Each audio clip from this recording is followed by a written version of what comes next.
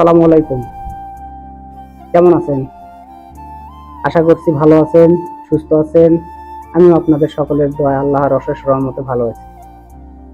আমি কম্বোডিয়া প্রবাসী রাসেল বলছি। আসলে অনেক গল্প, অনেক কথাই আপনাদের সাথে ইতিপূর্বে সোশ্যাল মিডিয়াতে হয়েছে। আপনারা অনেকেই আমাকে চেনেন। আমার নাম মোহাম্মদ আবুল কালাম আজাদ, ডাকনাম রাসেল। সেই নামে আপনারা চেনেন, আপনাদের সাথে পরিচিতও রাসেল নামে। এই বগুড়া জেলার আদমদিঘি থানার একটা প্রত্যন্ত গ্রাম তারতা, সেখানে আমার জন্ম, সেখান থেকেই বেড়ে ওঠা। স্কুল জীবনটা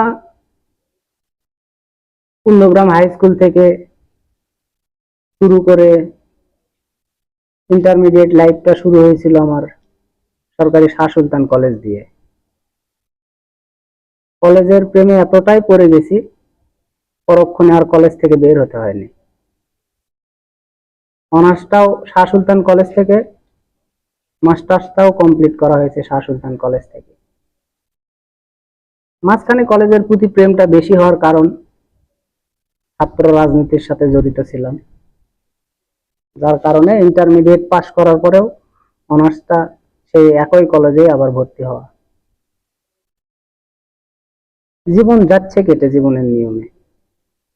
বাবা মার অনেক ইচ্ছা ছিল, হয়তো ছেলে ডাক্তার হবে, ইঞ্জিনিয়ার হবে, সায়েন্স নিয়ে পড়াইছিল, হয় নাই।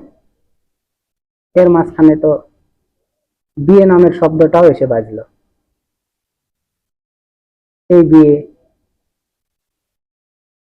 প্রবাস জীবনটা আমার জীবনের সাথে জড়িত হবে সেটাও ভাবিনি। বিয়ের পর পরে ভালো একটা অফারও ছিল, ভালো একটা দেশে যাওয়ার। পরিবার থেকে চাচ্ছিল না, আমার আপন ছোট ভাই যেটা, সেও মালয়েশিয়াতে থাকে। এক পরিবার থেকে দুইজন লোক, আসলে পরিবার চাচ্ছিল না আমি দেশের বাইরে থাকি। নিয়তির কি বিধান দেখেন। আসলে আপনার তকদিরে যেটা লেখা থাকবে, আপনি অনেক চেষ্টা করলেও সেখান থেকে বের হয়ে আসার কোনো অপশন আপনার কাছে থাকবে না। এর মাঝখানে নিজের একটা ব্যবসা প্রতিষ্ঠানও তৈরি করলাম, ব্যবসা প্রতিষ্ঠান চলতেছে। ভাবছিলাম হয়তো ব্যবসা করে জীবনটা পাড়ি দিব, হলো কোথায়। আর সেই প্রবাস জীবনেই আমার কাটাতে হচ্ছে। এখন ভাবি যদি আগে কখনো এত কিছু না করে প্রবাসের চিন্তাই করতাম, সেই প্রবাসেই আসলাম। নিয়তি যখন আপনাকে আপনার গন্তব্যে নিয়ে যাবে, আপনি কখনোই নিয়তিকে ঠেলা দিতে পারবেন না, আটকাতেও পারবেন না। কম্বোডিয়া প্রবাসী, দোয়া করবেন আমাদের জন্য, যেন সুস্থ থাকি, পরিবার, আত্মীয় স্বজন, বন্ধু বান্ধব, ভাই ব্রাদার যারা আছে তাদের সকলের সাথে সুসম্পর্ক বজায় রেখে চলতে পারি। এইটুকুই আপনাদের কাছে চাওয়া। সেই ছোট্ট রাসেলটা আজকে পরিবারের হাল ধরার জন্য কম্বোডিয়া প্রবাসী।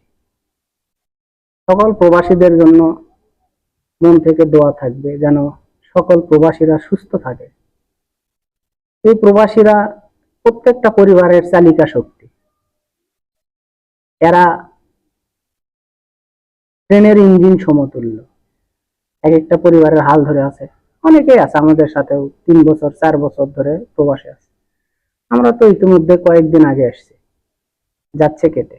এখানেও আমাদের আর একটা পরিবার আছে, সকলে ভাই ব্রাদার, বিভিন্ন জন বিভিন্ন জেলা থেকে আসছে, বিভিন্ন দেশ থেকে আসছে।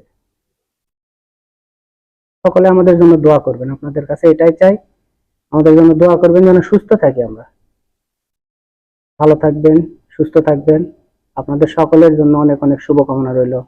আল্লাহ হাফেজ, আসসালামু আলাইকুম।